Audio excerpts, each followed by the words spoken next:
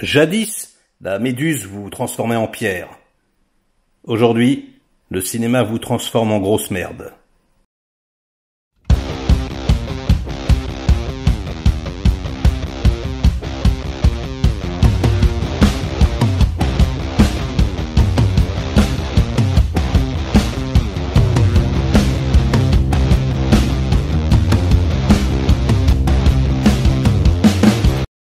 Salut les cinéphages, c'est Merej, et aujourd'hui, on vient parler du nouveau film de Jordan Peele, Nope.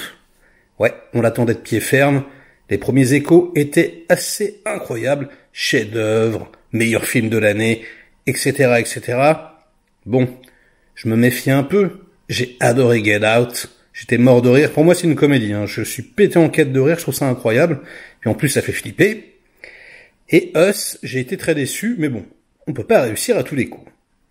Nope, on regarde les bandes annonces, on s'attend à un film d'invasion extraterrestre, un blockbuster, on se dit que Jordan Peele, en gros, il a pris plus de pognon que d'habitude, et qu'il va faire un grand spectacle. Eh bien, nope, pas du tout. En fait, et c'est ça qui est drôle, en fait, il dynamite complètement les codes, il raconte pas du tout, enfin si, il raconte une sorte d'invasion extraterrestre. Alors je vous préviens, je spoil, donc... Si vous voulez ne rien savoir sur le film, allez-y, passez votre chemin. Juste, mon avis, ça défonce, allez-y, et ensuite revenez voir la vidéo. Voilà, parce que pour en parler, c'est pas possible. Il faut l'avoir vu. Ça sert à rien. C'est très bien réalisé. Il y a le chef-op de Nolan. Les acteurs sont super. Les scènes de nuit sont incroyables. Il y a des plans séquences. Il y a une mise en abîme constante, cadre dans le cadre, un nuage dans le nuage, etc. Bref, du cinéma qui parle de cinéma. Alors j'ai titré film de noir sur ma vignette. Pourquoi ai-je donc fait ça?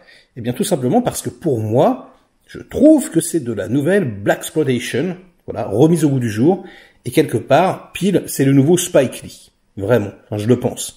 Le mec, il milite et je ne pense pas qu'un blanc aurait pu faire ce film, aurait pu l'écrire, aurait pu y penser, en tout cas pas de la même façon. On commence, par la fameuse image avec le cheval. En gros, c'est une petite pique quelque part qui dit ouais les gars, le tout premier film de l'histoire du cinéma, c'est un noir sur un cheval. Donc il y a quand même un truc déjà assez marrant à ce niveau-là. Et du coup, il y a deux enfants, une sœur et un frère, et en gros. Ils essayent, après la mort du père, le père qui travaillait à Hollywood, on devait lui parler comme une merde, on devait lui proposer que des films de merde comme le Roi Scorpion dans le film, il acceptait, etc., etc. Il devait absolument arrondir les angles avec un système hollywoodien terriblement, on va dire, condescendant et très raciste. Le coup du « vous vous appelez OG ?» c'est rigolo. Par exemple, quoi. Moi, quand j'étais petit, toutes les vannes racistes que j'entendais, on comparait les noirs aux singes, par exemple. Et je pense que le singe dans le film, il est là pour ça. Tous les noirs du cinéma, quelque part, qui se rebelleraient, du coup, contre cette industrie, qui les fracasserait.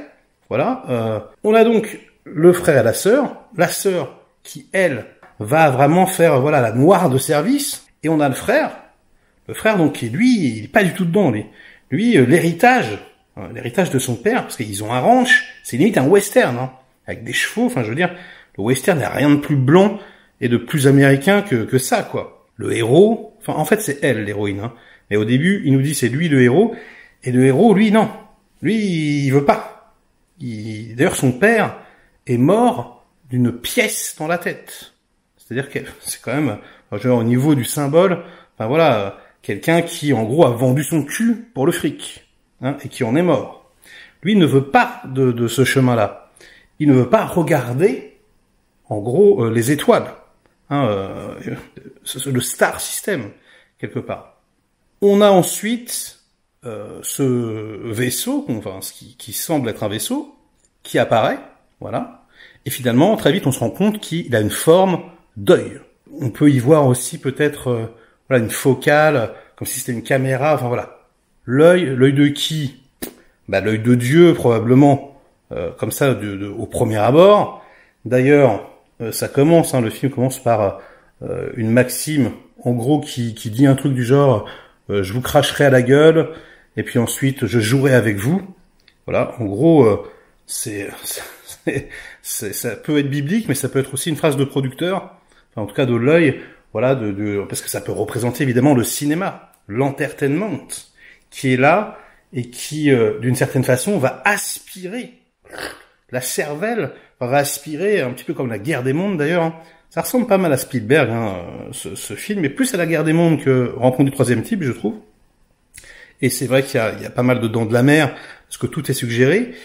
Et donc voilà, cet œil énorme, qui est à la fois un œil, à la fois un anus, à la fois un trou du cul, quoi. Hein. Donc qui va aspirer les spectateurs. Ils sont tous aspirés. Et ensuite, la scène de la baraque, elle vient chier, en fait, voilà, sur la baraque des héros. Voilà, une fois en gros que le système vous a aspiré, il vient comme ça, voilà, il se débarrasse de vous, parce que c'est une critique énorme pour moi du nouveau cinéma, hein, du cinéma américain qui s'est perdu. Il ne faut pas le regarder. Elle, la sœur, et d'ailleurs le personnage du chef opérateur lui dit, hein, je crois que c'est un truc du genre careful what you wish for, attention à ce que tu désires. Là, tu désires la hype, la fame. Mais en fait, ça va te prendre, ça va te pourrir, et tu vas en crever, quoi. Quelque chose comme ça.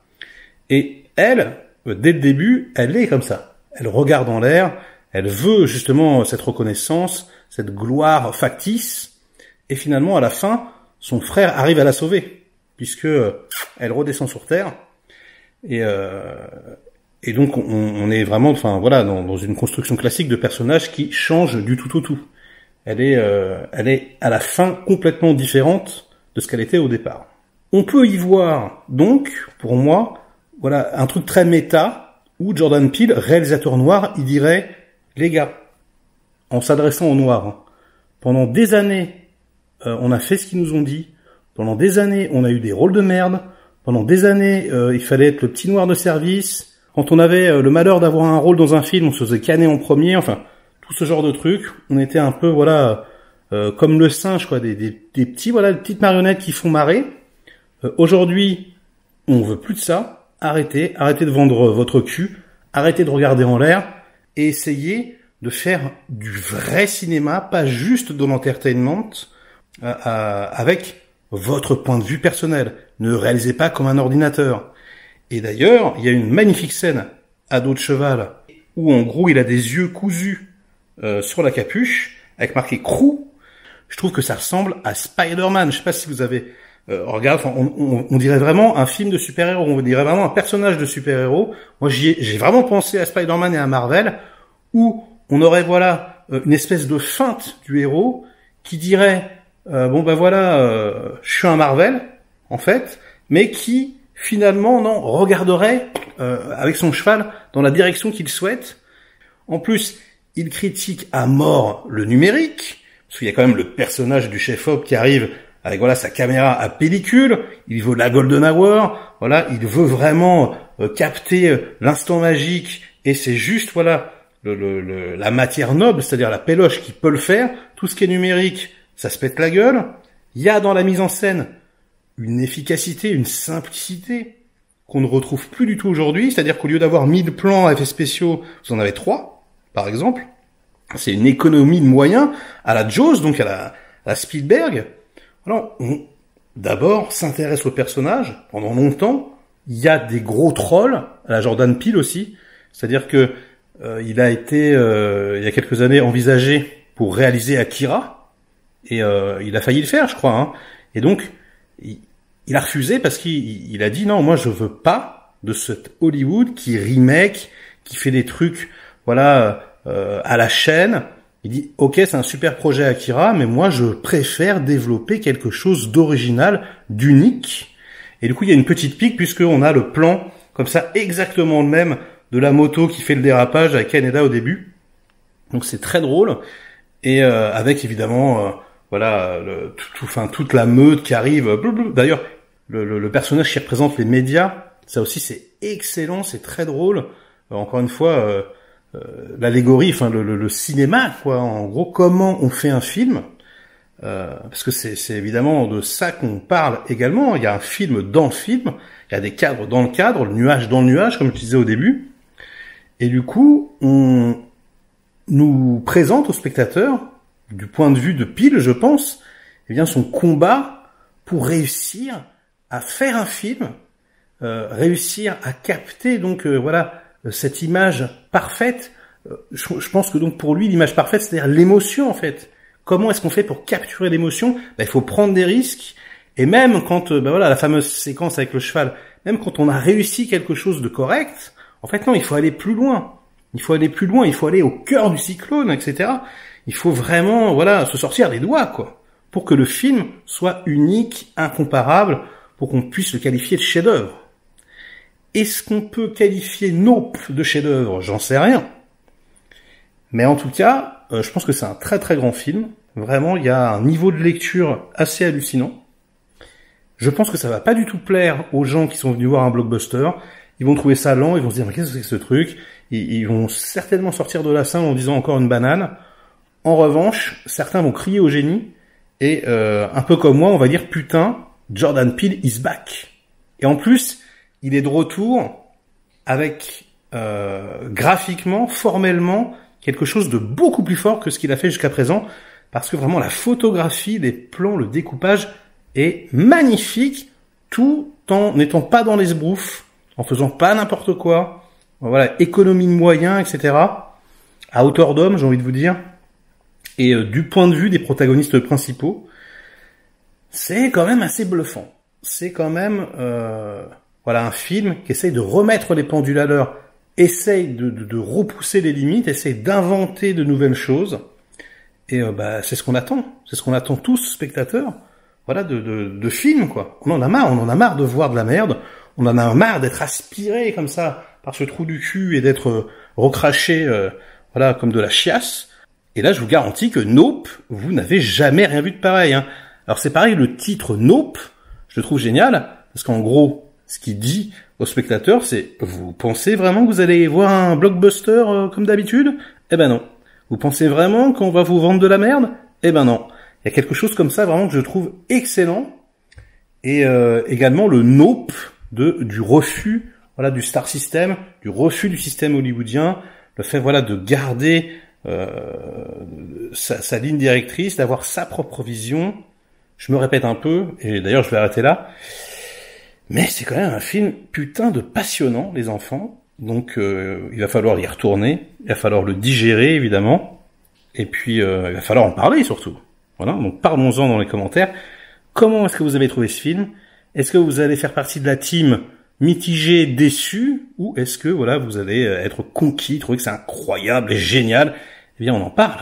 Ah, donc allez-y, inondez-moi de commentaires comme d'habitude pour faire marcher le petit robot YouTube. Et puis bon likez la vidéo si elle vous a diverti, intéressé. Et sinon délikez-la, c'est pas grave. Et nous on se retrouve très vite pour de prochaines aventures. Ciao.